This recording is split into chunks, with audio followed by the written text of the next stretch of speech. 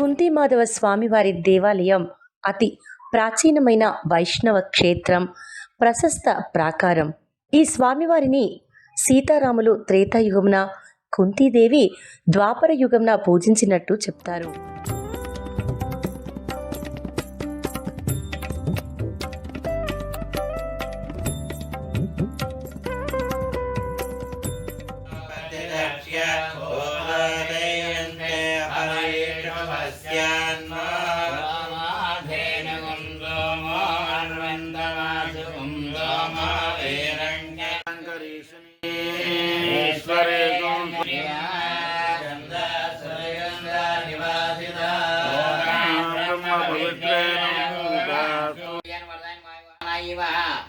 వాసుదేవాన్ రామరావుదాన్ మహాదేవాన్ గురుంద్రాన్ ఉద్యోగాన్ దారాన్ దారాన్ దోరాన్ దౌర్యన్ మహా జనేశ్వరాన్ గురాన్ దావతన అనంతాయ బ్రాహ్మణాయ బ్రహ్మణే బ్రహ్మజ్ఞాన బ్రాహ్మణ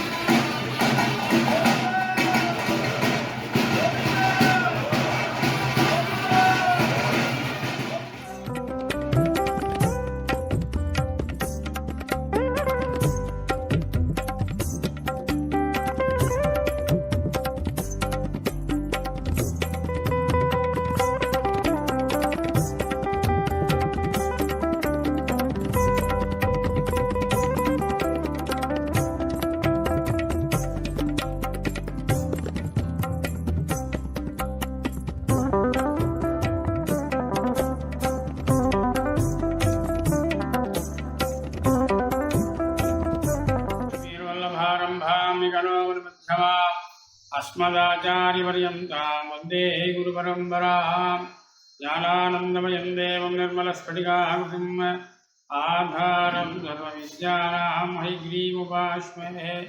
పంచమాధవుల్లో మాధవస్వామి పిఠాపురం కాకినాడ జిల్లాలో ఆంధ్రప్రదేశ్లో ఉంది. ఈ పంచమాధవ దివ్య క్షేత్రంలో ఒక క్షేత్రం నుండి పిఠాపురం కుంతిమాధవస్వామి.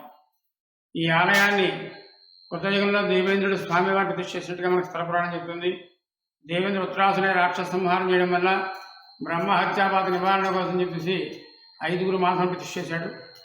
సో దేవేంద్ర ఉత్తరాసునే రాక్షసుని సంహారం చేయవలసి వచ్చింది అంటే పూర్వం చిత్రకేతుడిని గంధర్వరాజు గగన మార్గంట ఆకాశ మార్గంలో వెళుతూ కైలాసంలో దిగినాడు. అప్పుడు కైలాసంలో సప్తఋషులు పరమేశ్వరమై ఉండి పార్వతీదేవి పరమేశ్వరుని యొక్క తొడ మీద కూర్చుని ఉండగా చూసి మందహాసం చేశాడని చెప్పేసి ఆ పార్వతీదేవి ఆగ్రహించి భూలోకంలో రాక్షసుడిగా జన్మించిన శాపం ఇచ్చింది.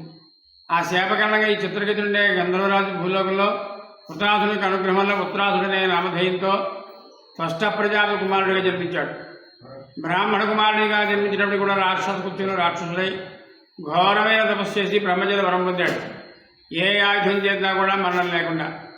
అయితే పుట్టిన మానవుడు కిట్టక తప్పదు కదా. ఇతను మరణాలు ఉంది అంటే దధీచి మహర్షి సిద్ధమృతికాస్కులు మాత్రమే మరణం ఉంది. తర్వాత ఈ ఉత్తరాసంలో వాళ్ళ దేవేంద్రుడికి పదవి భంగం కలిగే సూచన కనబడంతో ఆ దేవేంద్రుడు ఆ యొక్క దధీచి మహర్షి దగ్గరికి వెళ్ళి శరణు వేడి వారిని వెన్నెముకలు తీసుకుని దాన్ని వజ్రాయుధంగా తయారు చేసి ఆ వజ్రాయుధంతో ఉత్తరాసనం సంహారం చేశాడు. సంహారం చేయడం వల్ల స్త్రీహత్య, శిశుహత్య, గోహత్య, బ్రాహ్మణహత్య, భ్రూణహత్య అంటే అబార్షన్స్, ఇవన్నీ కూడా మహాపాతకాలని అటువంటి బ్రాహ్మణ సంహారం చేశాను కల బ్రహ్మహత్యాపాతకం పట్టుకుని భయపడి దేవేంద్రుడు భూలోకంలో నీటిపడి అనుకున్నాడు.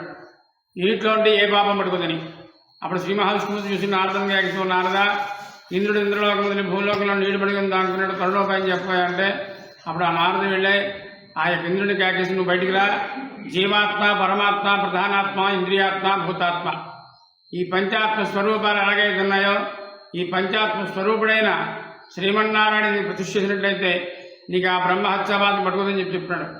అప్పుడు ఆ దేవేంద్రుడు ఆ శ్రీమన్నారాయణకి మాధవుడు అని పేరు పెట్టి కాశీలో బిందుమాధవ స్వామి, ప్రయాగలో వేణుమాధవ స్వామి, పిఠాపురంలో మాధవ స్వామి, రామేశ్వరంలో సేతుమాధవ స్వామి, కేరళలో మలబార్ జిల్లాలో పద్మనాభం అనే గ్రామంలో సుందరమాధవ స్వామి చేశాడు. ఇవన్నీ కూడా ఏకకాలం నుండి ప్రతిష్ఠ చేశాడు.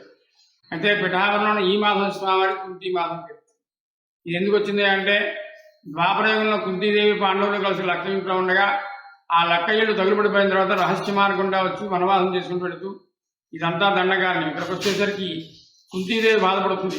కృష్ణాని ఉండి కూడా మాకు ఇన్ని బాధలు తప్పలేదని అని బాధపడుతుంటే ఆ స్వామి ప్రత్యక్షమై ఇక్కడ నేను మాధవ రూపంలో వెళ్తున్నాను, పూజ చేసి వెళ్ళండి అంతా శుభం జరుగుతుందంటే అప్పుడు కుంతీదేవి పాండవ క్షేమార్థం ఈ స్వామిని అర్చన చేసి ఇలా ఏకచక్రపురం వెళ్ళారని ఈ విషయాన్ని ఎవరు చెప్పారు? మనకి వ్యాస మహర్షి చెప్పాడు.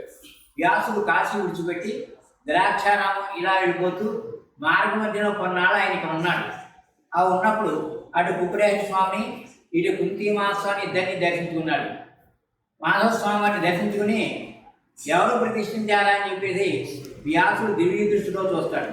చూసి అప్పుడు అంటాడనమాట, నువ్వు కృతయుగంలో ఇంద్రుడి చేత ప్రతిష్ఠించబడి ద్వాపరయుగంలో కుంతీదేవి చేత పూజింపబడ్డావా కుంతీ మాధవ అన్నాడు. వ్యాసుడంతటి వాడు కుంతీ మాధవ అన్నాడు కాబట్టి మనం కూడా కుంతీ మాధవ అన్నాం. విశేషించి 15వ శతాబ్దంలో ఇప్పుడు నుండి రాజావారం వశిష్ఠుడు రావడంతోనే స్వామివారు ఒక్కరే ఉన్నారని అక్కడ గోదామ వారు ప్రతిష్ఠ చేశారు. 1936లో రామానుజాచార్యుల వారిని రాజలక్ష్మీదేవిని అక్కడ నుండి ఆళ్లవారిని 1936 ప్రతిష్ఠ చేశారు. అప్పటి నుంచి కూడా కుంతీ మహోత్సవం వెలుగుతున్నారు. ఈ స్వామివారిని ఒక శ్లోకంతో కవి గారు వర్ణించాడు. కృతయుగాన సురాధిపతికి స్వరాజ్యవసంగిన మాధవ స్వామితుడే, త్రేతాయుగంబున శ్రీరామరాజ్యాలలో మిన మాధవ స్వామితుడే, ద్వాపరంబన కుంతిబాల రాజ్యాల పరిమళ మాధవ స్వామితుడే, కలియుగాన ప్రణాళికల గెల్ల ప్రత్యక్ష మాధవ స్వామితుడే, ఇట్టిమూర్తిని సేవించినట్టున్నట్టు విశ్వసంపసం దృష్టిలేగి భారతీయ స్వరాజ్య వైభవములను మహిని విధుగాదులు యంత్రం అమిచేత. అంటే కృతయుగంలో దేవేంద్ర బ్రహ్మహత్యాబాధ నివారణ చెప్పి నిన్ను ప్రతిష్ఠ చేసి నిన్ను పూజ చేసి ఇంద్రలోకం వెళ్ళి ఇంద్రపదపతి సుఖంగా ఉన్నాడు. త్రేతాయుగంలో శ్రీరాముని అర్చన చేసి లంకకు వెళ్ళి యుద్ధం చేసి తిరిగి అయోధ్య వెళ్ళి పట్టాభిషిక్తుడయ్యాడు. ద్వాపరయుగంలో కుంతీదేవి పూజ చేసి పాండవుల క్షేమార్థం ఏకచక్రపురం వెళ్ళి రాజ్యములు సుఖంగా ఉన్నారు. అయితే కలియుగం, ఈ కలియుగంలో రాజ్యాలు ఉండవు, అన్ని ప్రణాళికలే. ఈ ప్రణాళికలకెల్లా ప్రత్యక్షమా సంస్థాన్ని వేరయ్యా. నిన్ను సేవించినట్టయితే నీ దర్శన భాగ్యం కానీ నీ పూజ కానీ చేసిన మానవులు అడుగుతున్నారో వాళ్ళకి ఆయురారోగ్య ఐశ్వర్యాలు ఇచ్చే పుత్రపౌత్రాది భక్తి సుఖంగా ఉంటుంది. భారతీయ స్వరాజ్య వైభవములను మహిని విలువగాదు యంత్రం అని చేత. ఇక్కడ యంత్రం ఏమీ లేదు, స్వామివారి సుందర స్వరూపమే. ఈ సుందర స్వరూపాన్ని దర్శనం కానీ పూజ కానీ చేసి మానవులు అడుగుతున్నారో వాళ్ళ మనసులో ఉన్న కోరికలు విన్నవించినట్లయితే ఆ కోరికలు తీర్చి పునర్దర్శన ప్రాప్తి కలిగిస్తాయో కుంతీ మాధవ అని చెప్పాడు కవి గారు. జై కుంతీ మాధవ స్వామి. పరమాత్మే సుభద్రా ప్రాణాయ